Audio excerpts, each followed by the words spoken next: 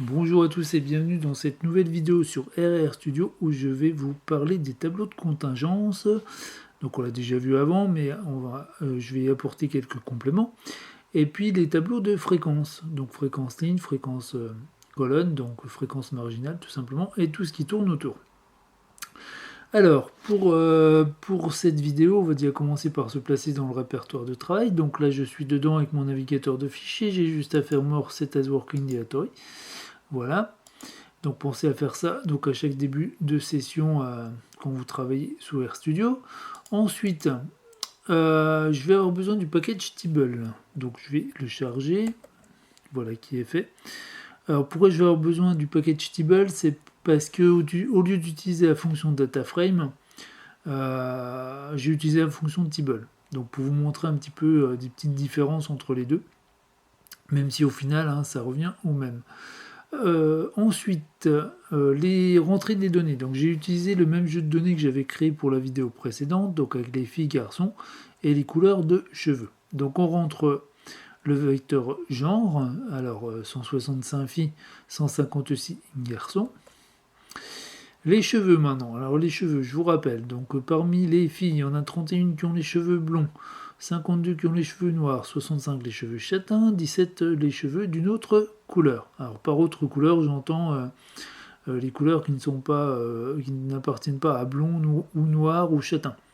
Donc ça peut être noir avec des mèches blondes, ou cheveux blancs, ou cheveux rouges, verts, violets, ce que vous voulez.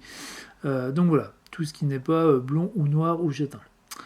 Chez les garçons, il y en a 19 qui ont les cheveux blonds, 61 qui ont les cheveux noirs, 68 qui ont les cheveux châtains et 8 qui ont les cheveux d'une autre couleur. Donc on entre notre vecteur cheveux. Voilà qui est fait. Ensuite, on va créer notre data frame. Donc j'ai utilisé la fonction Tibble pour ça. Donc vous voyez, ça marche pareil que data frame. Et on va visualiser ce que ça donne. Et vous voyez que quand on utilise la fonction Tibble, en fait, à l'aperçu, il nous affiche que 10 lignes. Par contre, le petit avantage en plus, c'est qu'il nous affiche le type des variables. Donc là, il me dit c'est chaîne de caractères pour les deux variables. Nous, on préférerait facteurs, donc que ce soit des variables factorielles. Mais bon, on va laisser comme ça nous suffira pour cette vidéo, c'est pas le but. Donc voilà quoi. Il faudrait les retyper en facteur si on voulait bien faire, mais je vous dis, c'est pas du tout le but de la vidéo. Donc maintenant, si on veut le tableau de contingence du croisement entre genre et cheveux.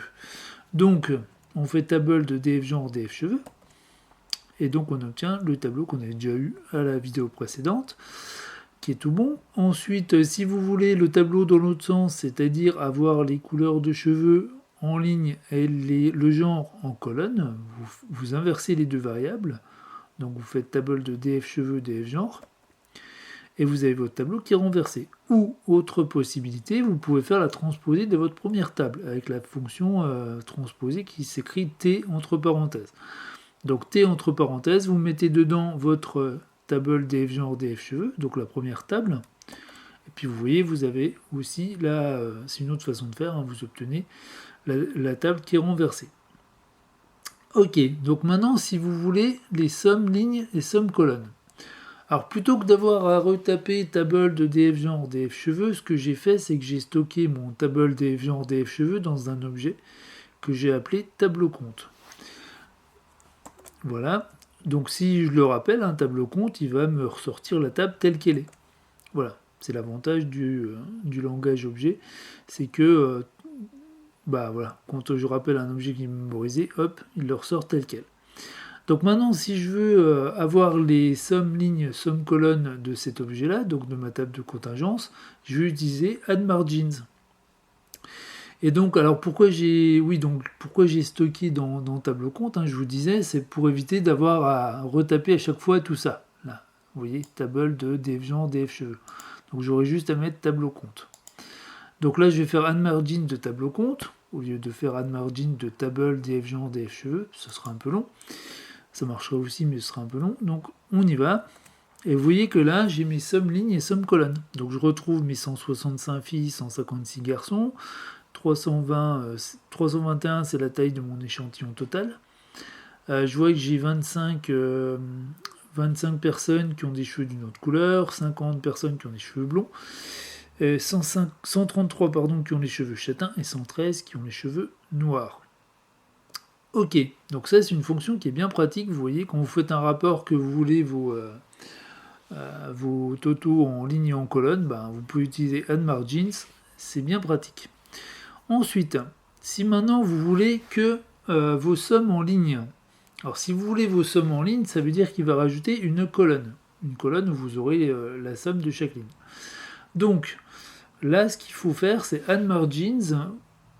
La fonction est la même. Vous mettez le nom de votre table, d'accord, ou table de DF genre, DF cheveux, virgule, et puis là, vous mettez 2, parce qu'il va rajouter une colonne, et les colonnes, c'est 2.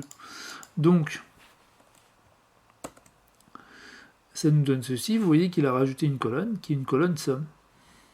Voilà, où j'ai la somme des filles et la somme des garçons. Si au contraire, vous voulez la somme des colonnes, donc il ajoute une ligne qui va donner la somme de chaque colonne, là vous allez faire Add Margins de table compte, virgule 1, parce que 1 c'est les lignes. Donc voilà, donc là vous avez bien la somme de toutes les personnes qui ont des cheveux d'une autre couleur, toutes les personnes qui ont des cheveux blonds, châtains et noirs. Ok. Après, moi je vais vous dire, sur un tableau de contingence, le mieux c'est de faire Add Margins tout court, au moins vous avez vos sommes, lignes et colonnes tout d'un coup. C'est quand même vachement mieux. Bon, maintenant on va passer aux lois marginales, aux fréquences marginales. Alors, il y a une fonction qui s'appelle prop.table, et qui s'applique sur les tables. Donc, si on veut, par exemple ici, le tableau des fréquences des intersections, on va faire un prop.table sur table de DF genre, DF cheveux, qu'on a appelé tableau compte. Donc je fais un prop.table sur tableau compte, et là je vois que j'ai mes fréquences d'intersection, c'est-à-dire que là, par exemple, filles autres, c'est la fréquence des filles qui ont une autre couleur de cheveux. Autrement dit, si je remonte un petit peu plus haut, alors je vais remonter un petit peu mon écran, voilà. Si je reviens ici, vous voyez ici j'ai 17 filles sur un total de 321. Si je fais 17 sur 321, je retombe bien sur la valeur qui est dans ce dernier tableau. Si je prends ici garçon châtain, donc si je remonte un petit peu dans mon tableau, garçon châtain, j'en ai 68, donc si je fais 68 sur 321, vous voyez que je retombe sur mon 0,212 là. 0,211, enfin 211,83, donc autant dire 0,212. Donc voilà, donc c'est bien mes fréquences des intersections en fait. Donc la fréquence des garçons qui ont les cheveux châtains. Voilà. Ensuite, si par contre vous voulez les fréquences conditionnelles suivant les lignes, c'est-à-dire que si vous voulez... je vais vous montrer un exemple tout de suite. Donc, suivant les lignes, donc on va rajouter, on va rajouter virgule 1 dans notre prop.table. Je vais y arriver. Donc là, par exemple, dans phi autre, je tombe sur 0,10. Donc vous voyez que c'est pas les mêmes probabilités que j'avais là. D'accord ? Donc ça correspond à quoi mon 0,10 ? Ça correspond parmi les filles aux filles qui ont des chevilles. Pardon, aux filles qui ont des cheveux d'une autre couleur. C'est-à-dire que là, ça va être 17 sur... Alors non pas 321 comme tout à l'heure, mais sur le nombre total de filles, c'est-à-dire 165. Voilà, donc j'ai bien 0,103 que je retrouve. Ici, les garçons châtains, donc ça va être la probabilité parmi les garçons, donc de tomber sur la fréquence plutôt, de tomber sur un garçon qui a des cheveux châtains. Donc, j'avais combien de garçons qui avaient les cheveux châtains déjà ? Alors, hop, je remonte un petit peu ici, donc garçon châtain c'était 68, donc ça va être 68 sur 156, nombre total de garçons. Ah, je me suis loupé, non c'est bon. Donc je retombe bien sur 0,436, voilà.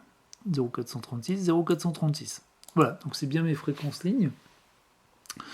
Si vous voulez les fréquences lignes, hein, donc vous faites prop.table de votre table, virgule 1. Si vous voulez ajouter vos marges lignes, donc on fait comme on avait fait pour le tableau de contingence, donc là il faut qu'il rajoute une colonne avec les marges lignes, donc il va tomber sur 1. Hein. Donc vous faites add margins de votre prop.table, de tableau compte, virgule 1, donc parce qu'on a les probabilités suivant les fréquences suivant les lignes, et vous mettez virgule 2 pour qu'il rajoute la colonne.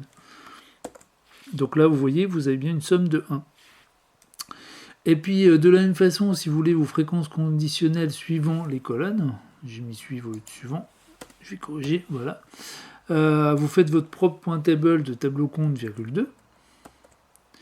Donc là vous voyez que la somme de chaque colonne, bah, ça va donner 1. Hein.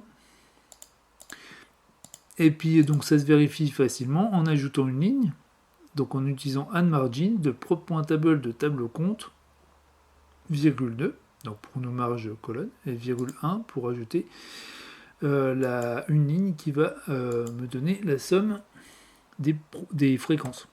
Voilà, et j'obtiens bien 1 à chaque fois. Donc vous voyez, on a vite fait de s'en mêler dans les virgule 1, virgule 2. Hein, donc le mieux, quand vous avez à faire ça, c'est de reprendre un petit exemple tout bête. Vous voyez, vous décomposez, puis vous allez retomber dessus assez facilement. Donc ben voilà, je crois que j'ai fait le tour de ce que je voulais vous montrer avec ces histoires de fréquences marginales. Donc faut bien faire attention à pas s'en mêler. Donc dans les virgule 1, virgule 2, hein, c'est ce que je disais. Et puis bon, bah, une fois qu'on maîtrise ce truc, bah, ça va bien, quoi. C'est bien utile, hein, ces petites fonctions là, prop.table et puis add margins, c'est pas mal, quoi. C'est pas mal du tout. Donc ben voilà pour cette petite vidéo, j'espère qu'elle vous aura plu, qu'elle vous aura apporté des petites choses.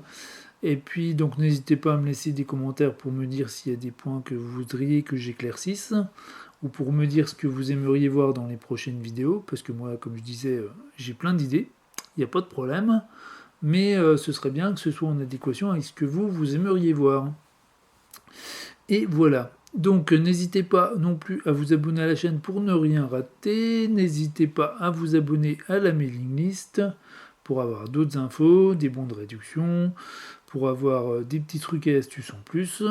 Et puis je vous rappelle que si vous débutez en R, j'ai écrit un livre sur le sujet, ça peut vous intéresser. Donc un livre qui est fait pour gagner du temps sur des petits trucs qui sont bloquants quand on débute. Si ça vous intéresse, vous pouvez aller jeter un œil et le feuilleter en ligne sur Amazon. Je mets le lien en description. Puis après, vous faites votre idée. Puis vous voyez si ça vous intéresse ou pas. C'est encore ce qu'il y a de mieux. Voilà. Et puis, donc il me reste à vous dire à bientôt pour une prochaine vidéo. Et puis, portez-vous bien. Et à tout bientôt.